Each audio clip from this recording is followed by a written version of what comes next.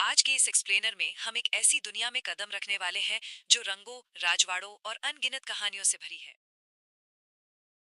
हम बात कर रहे हैं राजस्थानी चित्रकला की। ये सिर्फ कैनवस पर उकेरे गए चित्र नहीं है, बल्कि ये अपने आप में एक पूरा इतिहास है जो आज भी उतना ही जीवंत और विश्व प्रसिद्ध है। अब जरा सोचिए, क्या आपने कभी सोचा है कि हमारे यहाँ भी एक मोनालिसा है? जी हाँ, भारत की अपनी मोनालिसा। और क्या आप कलाकृतियों में शाही रानियों को बाघों का बहादुरी से शिकार करते हुए देखने की कल्पना कर सकते हैं? आज के इस सफर में ऐसे ही कई हैरान कर देने वाले तथ्य आपके सामने आने वाले हैं, जो इस क्षेत्रीय कला को बिल्कुल अलग स्तर पर ले जाते हैं। तो आज के इस सफर का हमारा मैप कुछ ऐसा दिखेगा।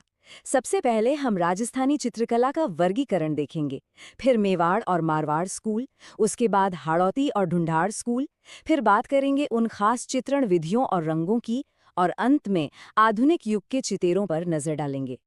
तो चलिए बिना किसी देरी के इसमें गहराई से उतरते हैं और इसके इतिहास को समझते हैं।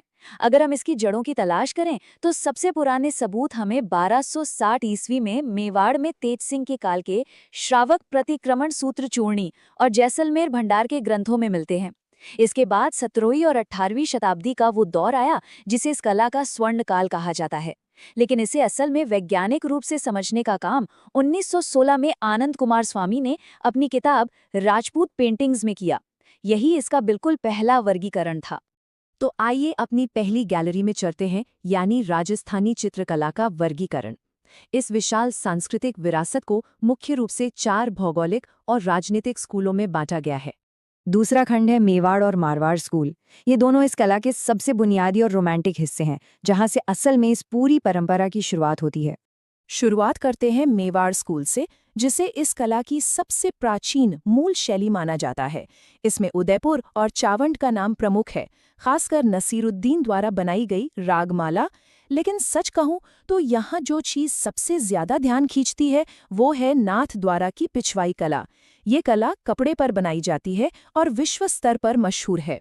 इसे भगवान कृष्ण की मूर्ति के ठीक पीछे सजाया जाता है और इसमें केले के वृक्षों का बड़ा ही अद्भुत और प्रमुख इस्तेमाल होता है। मेवाड़ से आगे बढ़ते हुए अब हम मारवाड़ स्कूल की तरफ चलते हैं। यहाँ के कैनवस पर रेगिस्तान का बहुत गहरा प्रभाव नजर आता है।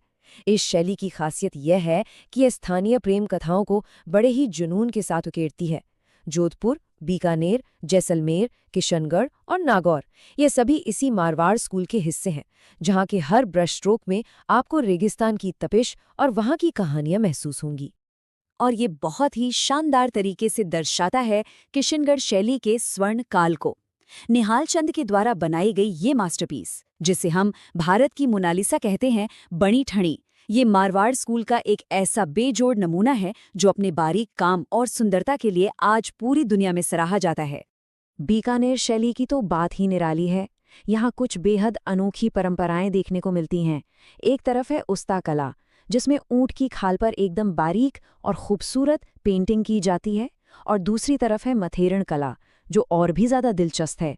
प्राचीन काल में कलाकार अक्सर गुमनाम रहते थे, लेकिन बीकानेर में चित्रकार अपनी कलाकृति के नीचे अपना नाम और तारीख भी लिखते थे।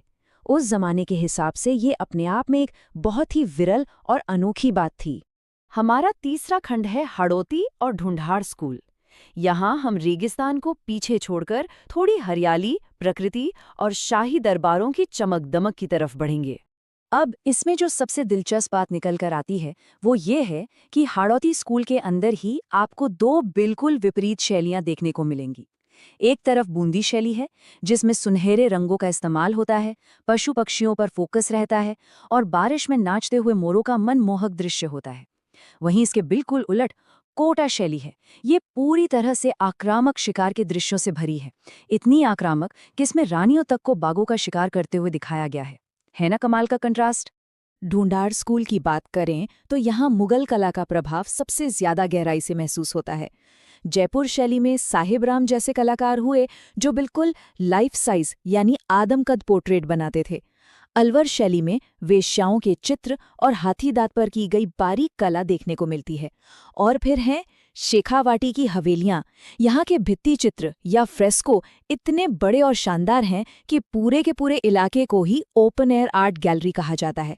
खंड 4 चित्रण विधियों और रंग। अब जगहों से हटकर जरा इसके विज्ञान पर आते हैं कि आखिर ये कलाकृतियां बनती कैसे थीं। भित्ति चित्रों यानी फ्रेस्को को बनाने की मुख्य रूप से दो विधियां थीं। पहली है फ्रेस्को बुनो, जिसे स्थानीय भाषा में आला गीला या अरायश कहते हैं। इसमें प्लास्टर के गीले रहते ही दीवार पर चित्रण कर दिया जाता है और इसी तकनीक ने शेखावाटी की गैलरियों को अमर बनाया है।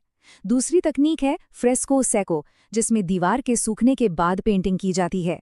इन्हीं अचूक रासायनिक और भौतिक तकनीकों के कारण ही ये रंग सदियों से आज तक टिके हुए हैं। चलिए आगे बढ़ते हैं और देखते हैं कि कैसे ये रंग एक पहचान बन गए। ये एक तरह का विजुअल कलर कोड है। मेवाड़ में लाल और पीला रंग हावी था, मारवाड़ के रेगिस्तान में पीला रंग प्रमुख रहा, कोटा शैली को उसकी नीले रंग से पहचाना जाता है, जबकि बूंदी की पहचान उसका सुनहरा रंग है, और जयपुर व अलवर शैलियों में हरा रंग छाया रहता है। मतलब आप सिर्फ रंग देखकर बता सकते हैं कि वो पेंटिंग राजस्थान के किस हिस्से से आई है। और अब हम आते हैं अपने 5वें और आखिरी खंड पर, आधुनिक युग के चितेरे। महल की पुरानी दीवारों से निकलकर आधुनिक दुनिया में इस कला का सफर। हर प्राचीन परंपरा को वक्त के साथ कदम मिलाने के लिए एक पुल की जरूरत होती है। कुंदनलाल मिस्त्री को आधुनिक राजस्थानी चित्रकला का जनक माना जाता है। इन्होंने ही ये सुनिश्चित किया कि ये पुरानी और समृद्ध तकनीकें लुप्त न हों, बल्कि आधुनिक युग में भी पूरी शान से अपना अस्तित्व बनाए रखें।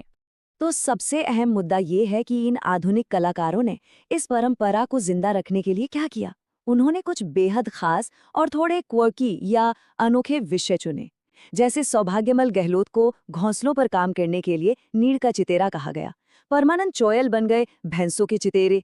जगमोहन माथोड़िया ने कुत्तों पर काम किया तो वो श्वानों के चितेरे कहलाए, और गोवर्धन लाल बाबा को भीलों का चितेरा नाम मिला।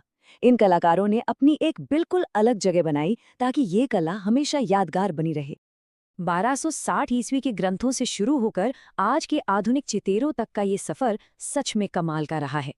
ऊंट की खाल पर की गई वो बारीक कला और गीली दीवारों वाली अरायश तकनीक, ये सब एक बहुत ही भौतिक, छूकर महसूस की जाने वाली कलाएं हैं। लेकिन अंत में एक बड़ा और विचारोत्तेजक सवाल खड़ा होता है।